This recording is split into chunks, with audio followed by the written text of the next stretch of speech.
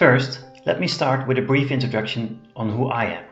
As mentioned, my name is Paul Bloemendaal and I'm currently CEO for both PRETB Pte Ltd as well as Paper Trader Pte Ltd in Singapore.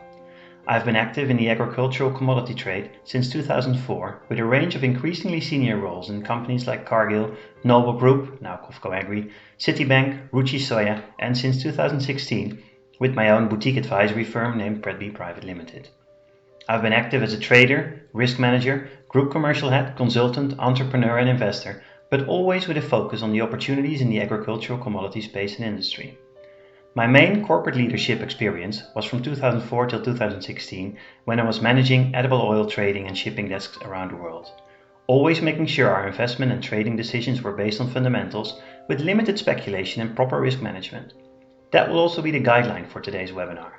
My latest and current venture is Paper Trader, reshaping the face of markets, a new technology firm that will improve the transparency and auditability in our markets for physical commodities. This is thus not for the futures and options part that we are discussing today, but with a high correlation and synergy.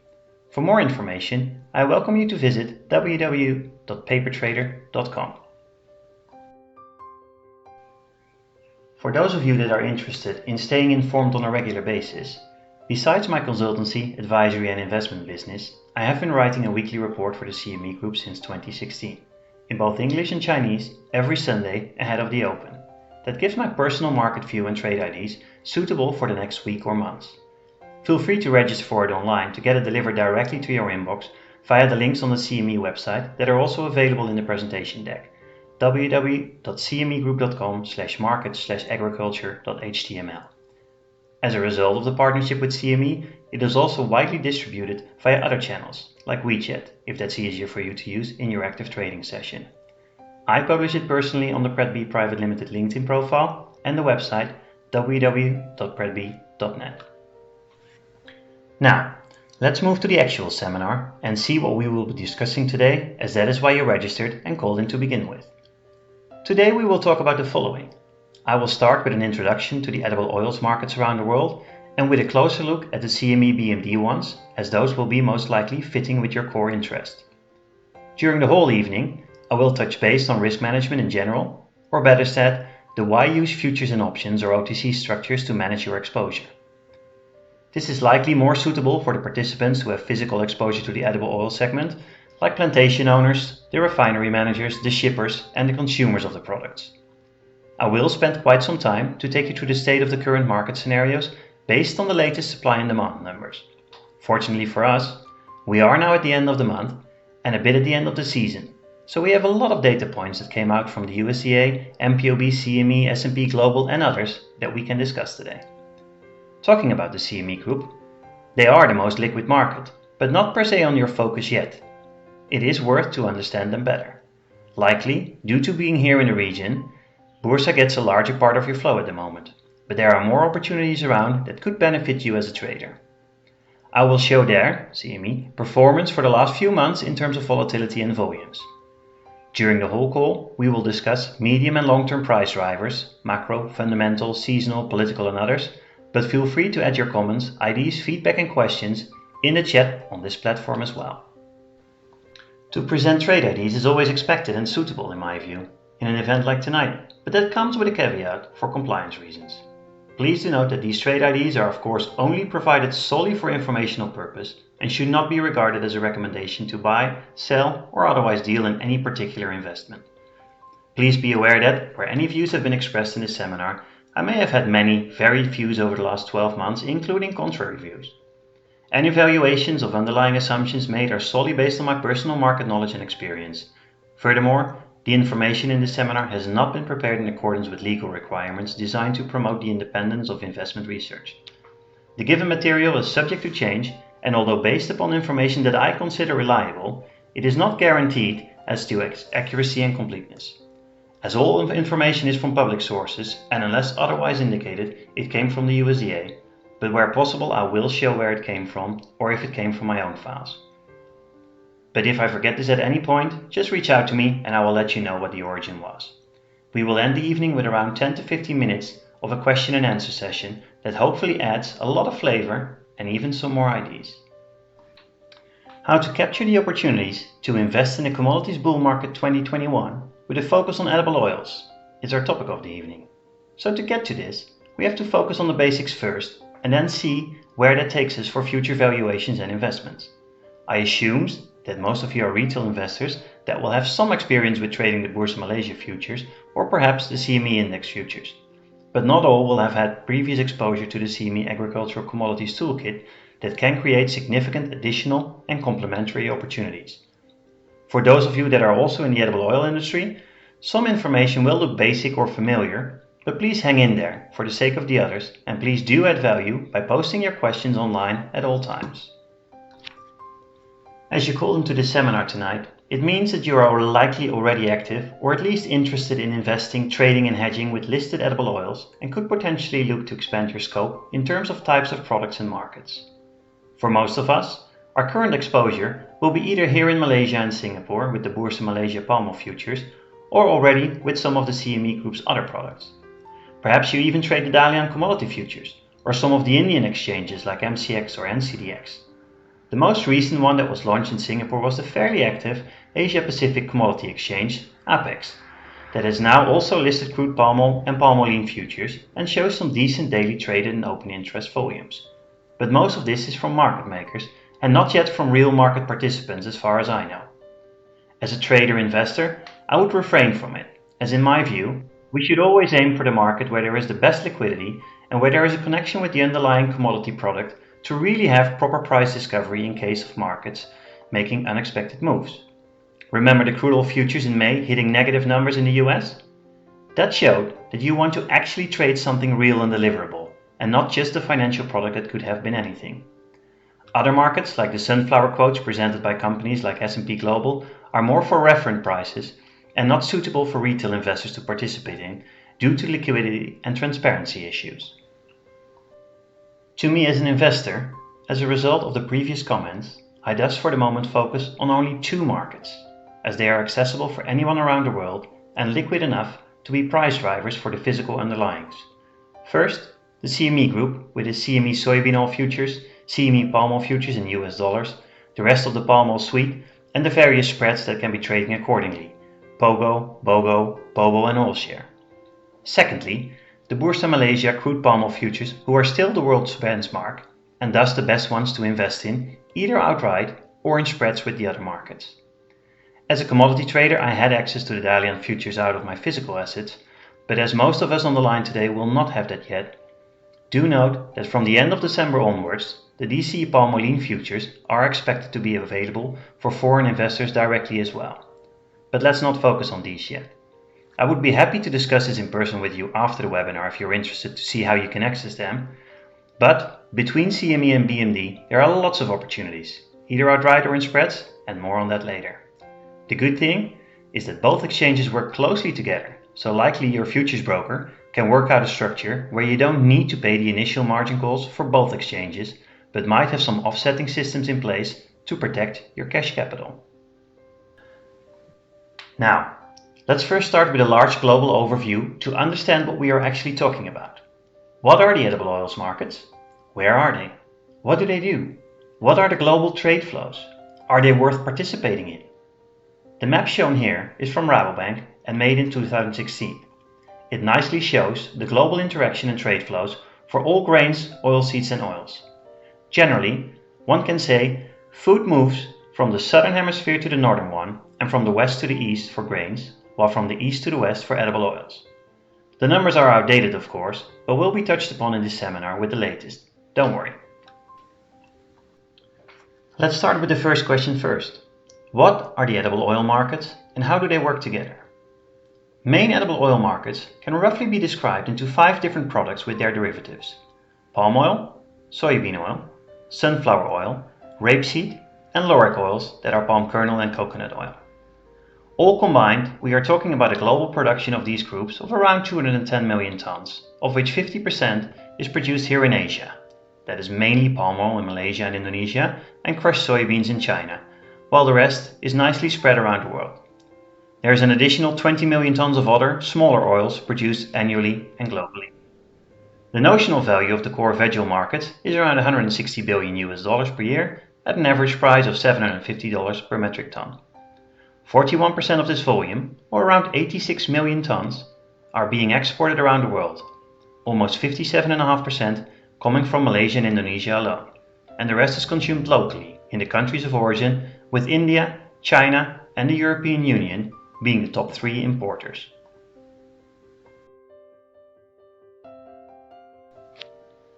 Palm oil, the most globally traded oil and present in almost every product you buy in a supermarket, is also the most active edible oil in terms of export flows around the world. It has a global production of around 78.2 million tons this year, and Indonesia is the top producer at around 46.5 million tons, followed by Malaysia at 19.5 to 19.8 million tons in 2020. Together, they are good for more than 84% of global production. Other major producers, with an additional 12 million tons or so, are Thailand and Colombia.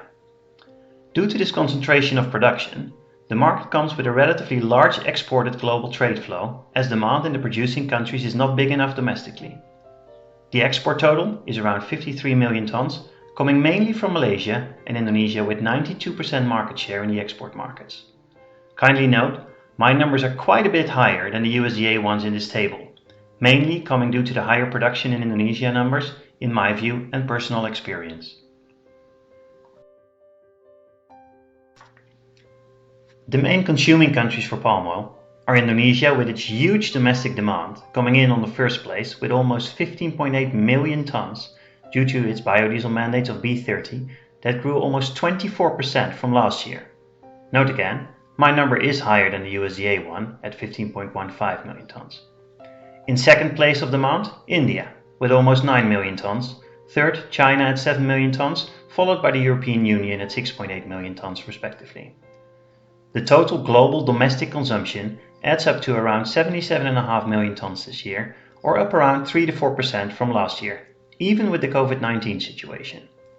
Interesting to note is that the stocks to usage ratio dropped from 14.7% for the 2019-2020 season down to a very tight 12.45%, or basically 1.5 months of normal consumption this season, resulting in higher prices and a generally friendly/bullish sentiment in the market.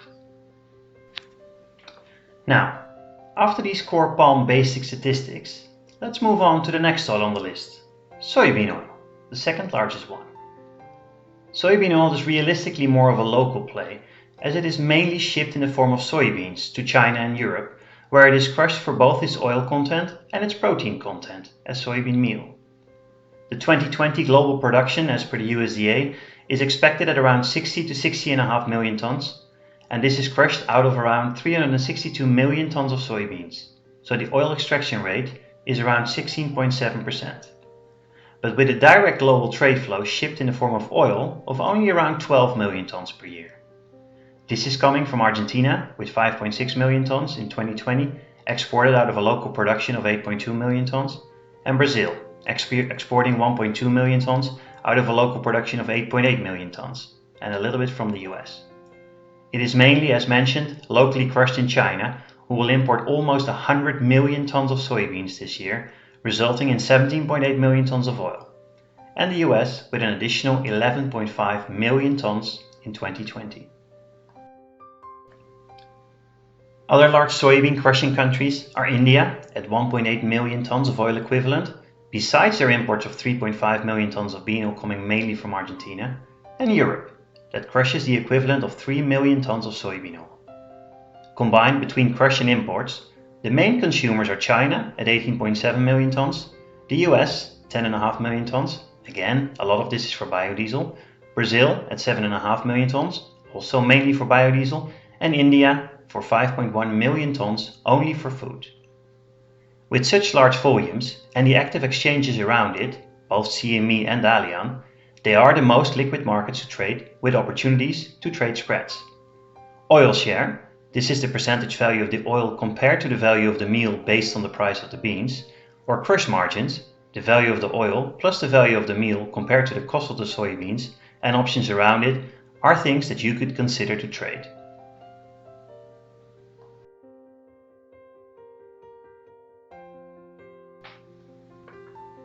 Next up, the third oil in the complex of vegetable or edible oils, Rapeseed oil. Rapeseed oil is discussed under the various names: mustard oil in India, canola oil in Canada, and rapeseed oil in Europe and China, depending on where it comes from and whom you talk to. It is more focused on the oil content, as it has an oil share of around 40% from the seeds, more than double that of soybeans.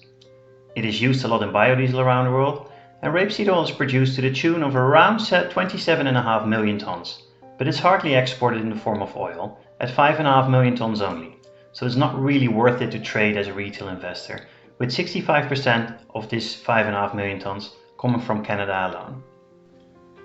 The last main oil, before we go to the more chemically complex laurics, is sunflower oil, a high quality food product, well perceived and consumed around the world. Sunflower oil is coming mainly from the Black Sea, meaning Russia and the Ukraine, and Argentina, plus some local production in countries like France.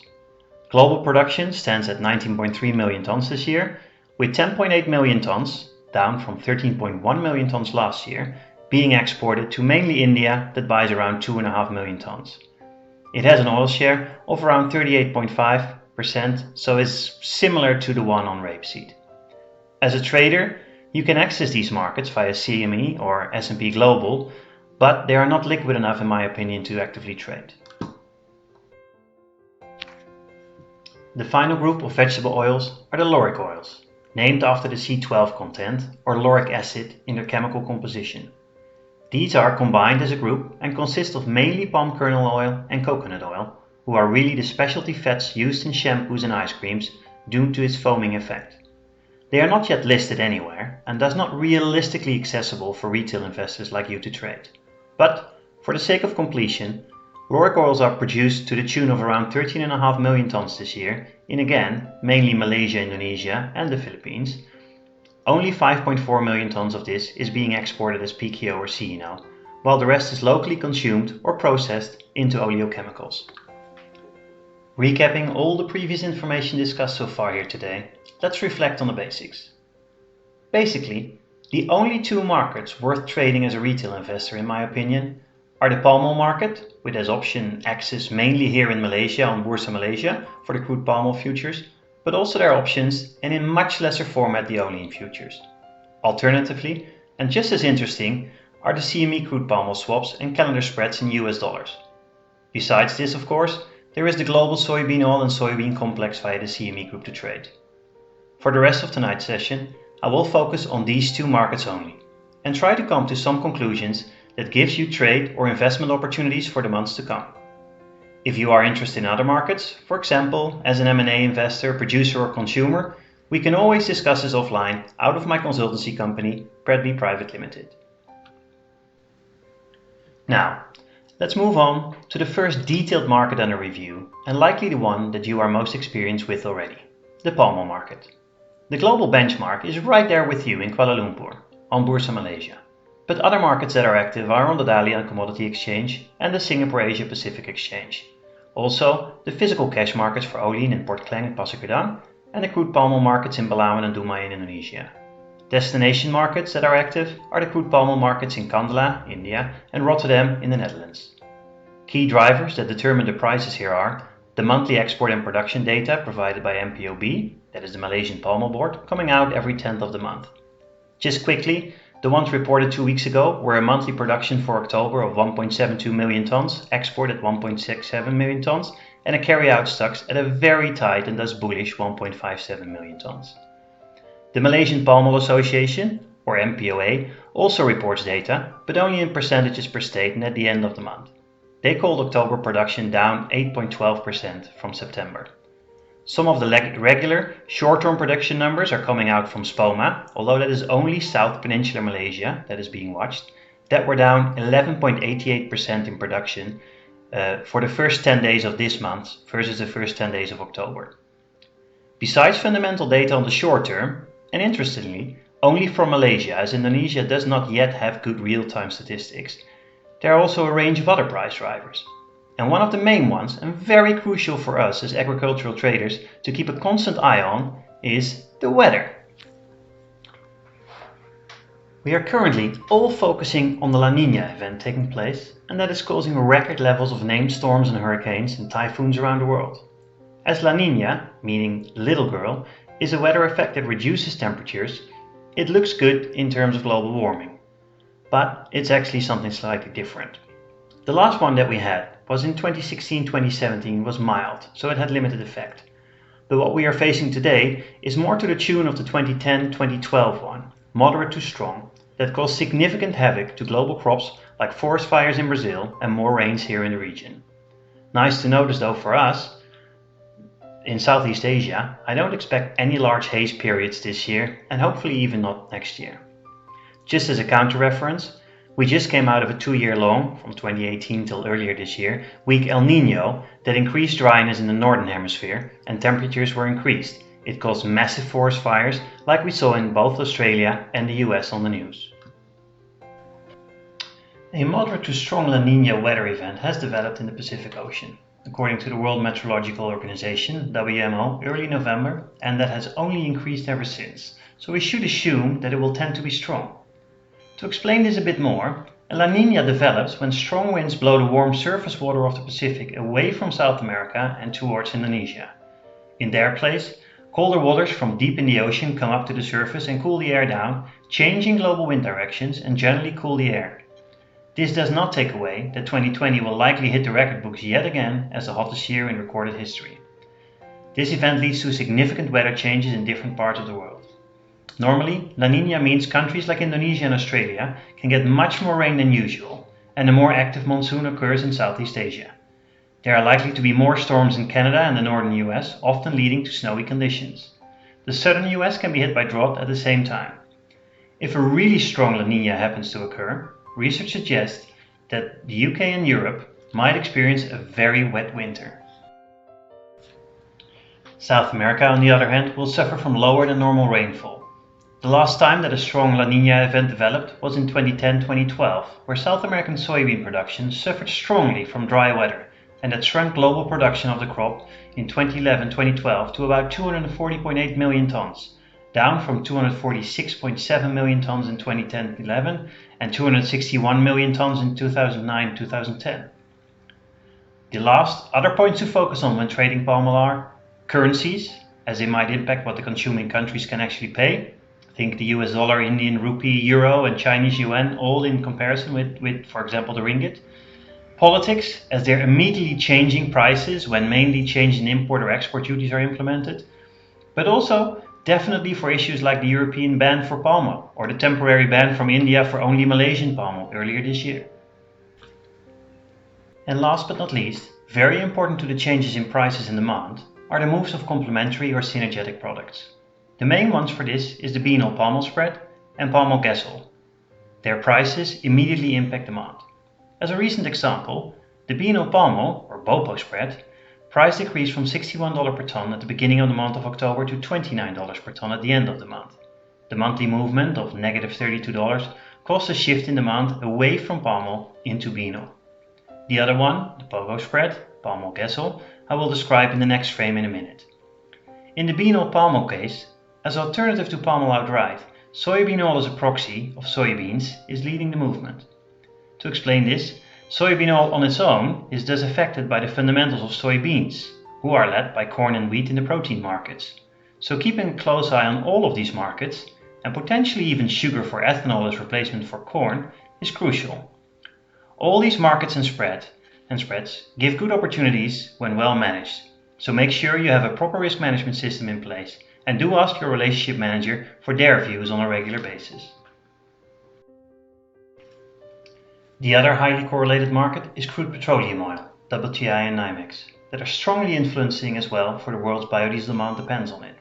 They are harder to justify to trade for retail investors due to the high volatility, except perhaps in direct palm oil gas oil spreads, as we can see in these charts. They show that the spread has been positive since October 2019, reducing the need to use palm oil completely if it was not for the subsidies and mandates.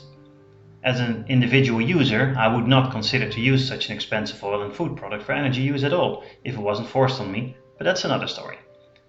A chart and spread like this could be traded today, for example, with an option structure, where you go long calls on WTI and long puts on crude palm oil in US dollar to capture the expected normalization of the spread for example, the summer of 2021 period, July. Let's now move to the soybean oil markets and what the current drivers there are. They are often the same as already mentioned in the palm oil review, with the exception of the fact that they have more opportunities to trade or hedge. Historically, they generally move in tandem with the palm oil markets, but are around $80 to $100 a ton more expensive. Bigger spreads are hard to justify, as demand can easily switch from palm to soy and back in price-sensitive markets like India, Bangladesh, Pakistan, or even China. Today, the spreads are actually very small on a destination basis. Personally, I like the BOPO spread to own the bean oil, and perhaps hedge this with a reverse spread in the Indian markets on NCDX, where I would short the soybean oil as locally it is heavily overvalued. That would result in both the product spread and the location spread, bean oil palm oil and international values versus Indian domestic values. Soybean products have much more opportunities to trade than palm oil. They can trade spreads, oil share, oil crush, and might have a much more liquid options market that trades actively in Asian hours as well. For those of you who worry about liquidity in our daytime, as these charts show, the CME Group is providing very liquid tools to trade in the global markets, even here in the Asian time zone outright, or in correlation or as a hedge against BMD and DC. Besides the futures, also the options can be traded either directly via CME Direct or with your preferred OTC risk management providers in our time zone. They are happy to make you a market, but liquidity is slightly less present during our workdays. Every 10th of the month, or around there, the USDA reports the global data on the grains and oilseeds markets, and a few days ago this showed a generally bullish picture that will continue to support values. The US soybean outlook for 2021 is for lower production and lower ending stocks. Soybean production is forecasted at 14.17 billion bushels, down 21 million bushels on lower yields.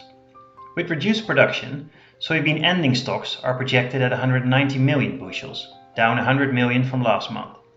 If realized, the soybean ending stocks would be at the lowest level in the past 7 years, and we've actually seen a flow of soybeans moving from the US into Brazil to be re-exported into China.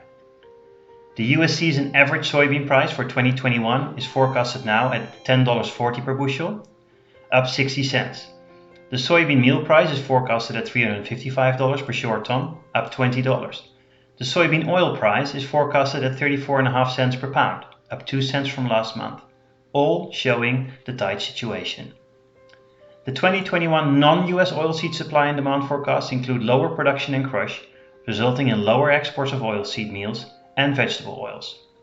Foreign oilseed production is lowered 5.6 million tons to 473.3 million tons, mainly on lower soybean crops for Argentina and India, and lower sunflower seed production for the Ukraine and Russia. So how much lower, you might ask? As an example, in the latest report, the corn yields will reduce on dry weather conditions during the harvest season for mainly grains in the Ukraine and Russia by a stunning 8 million tons. But when considering yields, one should keep an eye on short-term, weather-related changes as the USDA is forecasting and that show up on the news, and the longer-term trend yields. I love a chart like this that shows just how effective crop enhancements can be around the world. Yields are up 36.6% since the early 2000s, and this is with a lot of land still under non-GM crops or with ineffective production methods. A country like India, that is expected to harvest 12.25 million tons this year on an acreage of 11.6 million hectares, has a yield of 31% of the world average only. Just imagine, even if they can improve their yield to the 2020 global average, they could already produce almost 29 million tons of beans with an oil production of almost 5 million tons, let alone get to the world average in the future. India could become import flow neutral, or at least for the soft oils in my opinion, with proper production enhancements. The US soybean outlook for 2020-21 is for lower production and ending stocks. Soybean production is forecasted at 4.17 billion bushels, down 98 million on lower yields. Some other key points to note that are reflected in the monthly USDA adjustments are the fact that China imported a lot of beans to help in restocking the country and to sort of pay for the US deficit back under the trade agreement during this calendar year 2020. This is resulting that they're now expected to import less in the next year, about 5%, for the crop year 2020-2021, that has started on the 1st of October. Weather, as mentioned, is not good, with dryness in South America continuing and cold spells in the US. The weather forecast shows continued dryness in Argentina, Uruguay and far southern Brazil, maintaining stress on corn and soybeans for the coming weeks and all the way into the southern hemisphere summer. It is expected to show below normal DEC-Feb rainfall across most of Argentina, which could stress corn and soybeans again. Dryness is also expected in northeastern Brazil, but should return to generally favorable conditions for most of the major crop areas in the southern part later on. This next to last chart of the evening makes the circle complete from the original Rabobank chart I showed earlier on, and shows clearly the dominance of only a few players in the soybean complex. China is the major force, importing 100 million tons out of a total 167 million tons of world trade. They consume 32% of the world's soybean crop and will continue to dominate the price discovery curve, even if almost the whole world watched what the CME prices do for their guidance. Being able to trade both the Asian session, perhaps against DC, and the global session gives us, you and me, a huge advantage over the companies that are asleep when the consumer world is active. Brazil is the other large force. Just as an example, even during COVID, with diesel demand down around 9% year to date, the soybean oil inclusion was up to its B15 mandate to 12.93% up year on year, supporting the local veg oil values.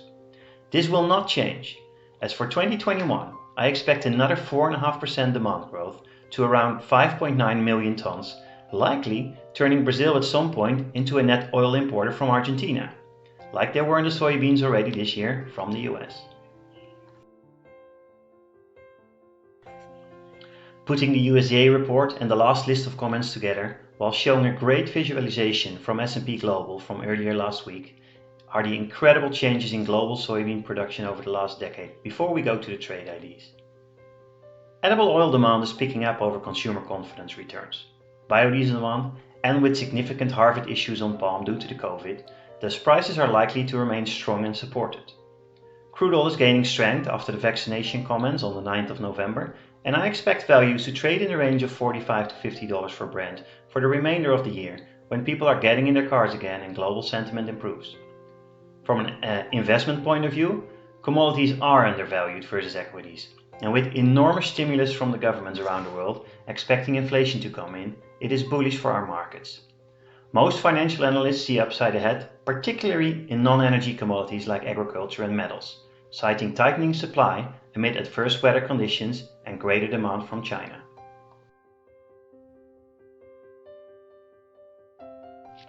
Goldman Sachs expects base metals and agriculture to have more near-time upside than oil, with smaller inventories to move through before prices begin to rise. Given that inventories are drawing this early in the cycle, we see a structural bull market for commodities emerging in 2021 with a potential upside of 20 to 30%, but part of this is already priced in with the recent gains. Still, personally I am friendly commodities and edible oils, in particular over the increased soybean demand, reduced palm stocks and improving crude oil valuations. Using agricultural commodities as a hedge against inflation, returning demand and the US dollar weakness that is expected sounds like an opportunity to me. Keeping this in mind, now let's move to the last part before we have time for the Q&A. And talking about that, for the Q&A, please put in your questions or comments into the chat box now, if not done so yet, so that I can use the right charts for my replies.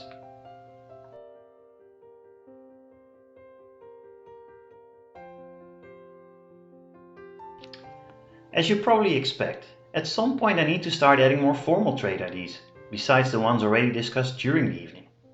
I will try to split them up in short term, as in the coming weeks, medium term, as in the next 3 months, and longer term trade IDs. Please do note what was discussed in the first part of the webinar. These are only my personal views and are only provided solely for informational purposes and should not be regarded as a recommendation to buy, sell, or otherwise deal in any particular investment. My view can and will change on a continuous basis. To quote the economics Nobel Prize winner Paul Samuelson in 1970, although the same quote is often contributed to John Keynes, "When my information changes, I alter my conclusions. What do you do?"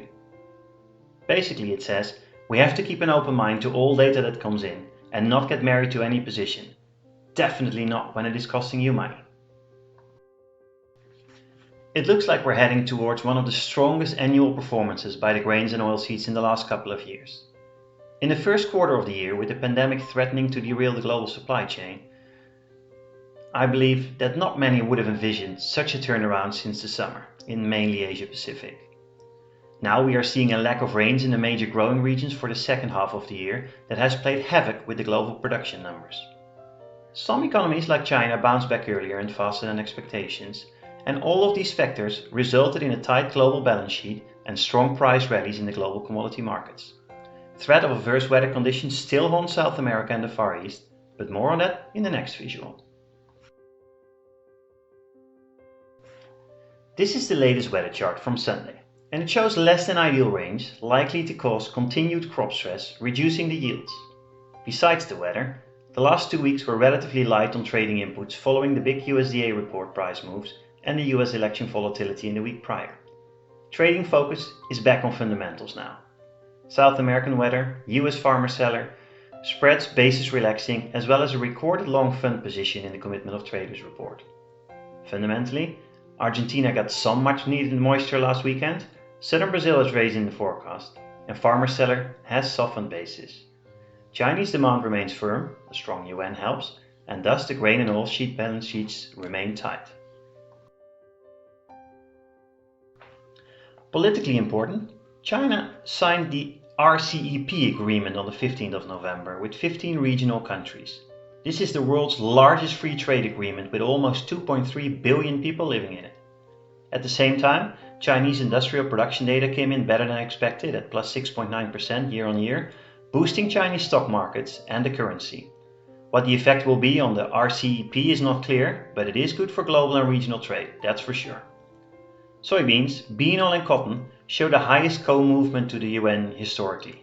Copper, another China-linked commodity, is at 2-year highs. For us here on the call, it is interesting to note that last Friday the long-awaited formal announcement came out that DC will start to offer the olein futures from the 22nd of December onwards for foreign investors directly. This takes away the need to use a WUFI onshore, and your broker will know more about it. With this release of access, it gives you the opportunity to trade the spreads and relative values between both Bursa, CME and DC now. It is now the 7th contract that is being internationalized by DC and provides super liquid arbitration opportunities. Now, back to the trade opportunities. Flat price.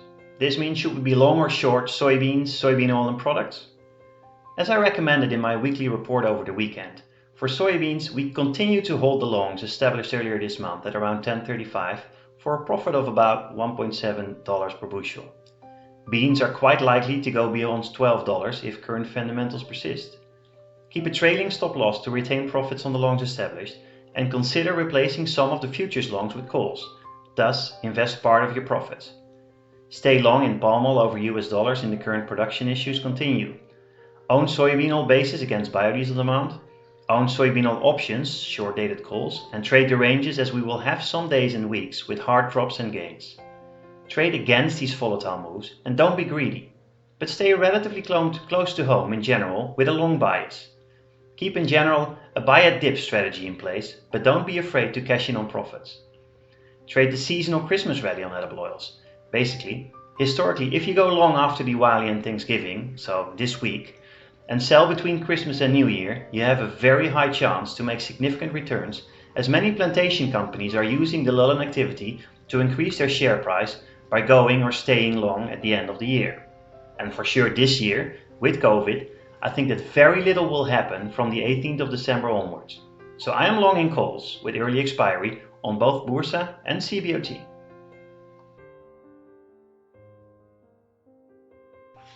Spreads. As mentioned before, soybean oil seems massively overvalued in places like India, where imports were lagging due to COVID. So should domestically come down to more normal spreads as demand will switch to palm oil and local crush will start seasonally now after Diwali. On the other hand, it is undervalued in the CME direct spreads as shown before in US dollars. An arbitration here is complicated but feasible. Depending on your options, I would trade the spread from the short side on NCDX and the long side on CME.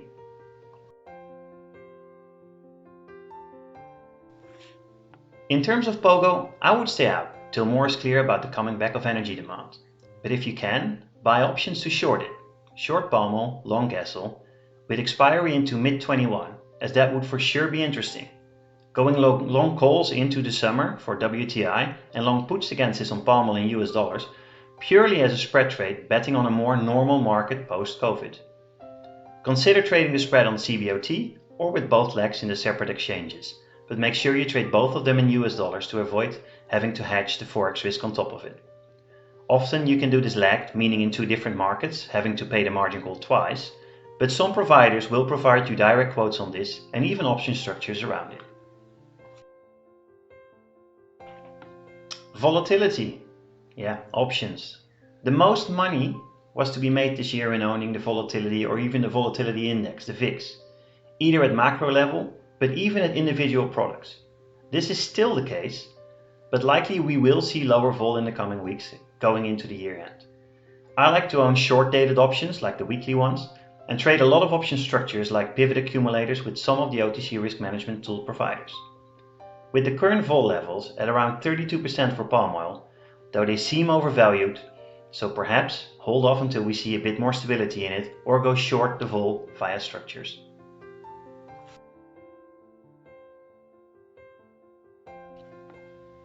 And with these investor trade or corporate hedge ideas, I would like to close off this seminar from a fundamental data and information point of view. But I am here to answer your questions now. Some of them already were posted in the chat, but feel free to keep them coming in as we still have some time. Again, as previously mentioned, after this event I am contactable via www.PRETB.net for all your consultancy needs. In the presentation deck that will be shared or is available for download, I will put some useful links to some of the data resources that I use, as well as to some of the reports that you can subscribe to. Thank you for your attention so far. Please stay on the line, as there will be a few more comments coming straight after the Q&A.